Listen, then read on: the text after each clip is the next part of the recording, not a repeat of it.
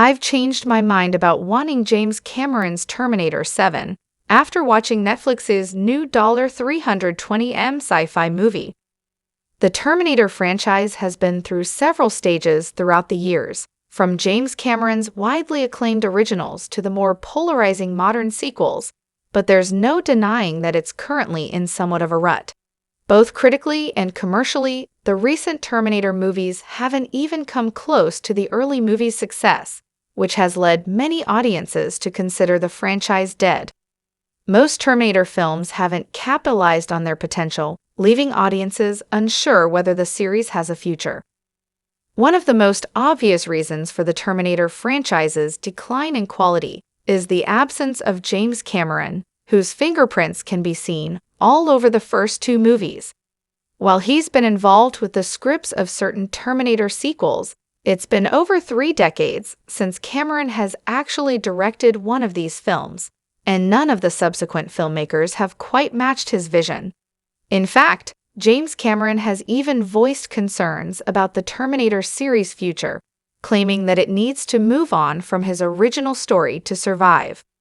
There's no denying that James Cameron's early Terminator movies are some of the best sci-fi films ever made, but it's equally true that the later installments in this franchise are mostly disappointing.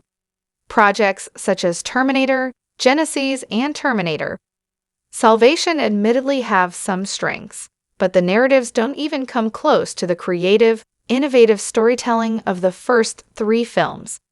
The series has become fairly underwhelming in recent years, and I wasn't entirely convinced that there was a way back for the Terminator.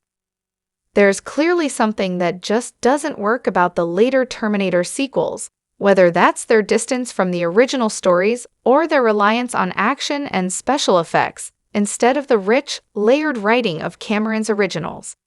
Terminator Dark Fate certainly marked a step in the right direction with its exciting callbacks to the first movie, but even that sequel ultimately crumbled under the pressure that had been placed upon it.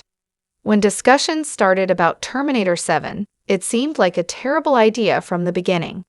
Although Netflix's The Electric State received fairly poor reviews, certain aspects of the story reminded me strongly of the Terminator franchise and reignited my excitement for the upcoming 7th movie.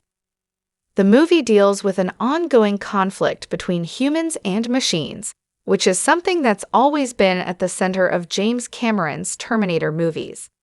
There are some really interesting ideas at play, although The Electric State doesn't always develop them as deeply as it should.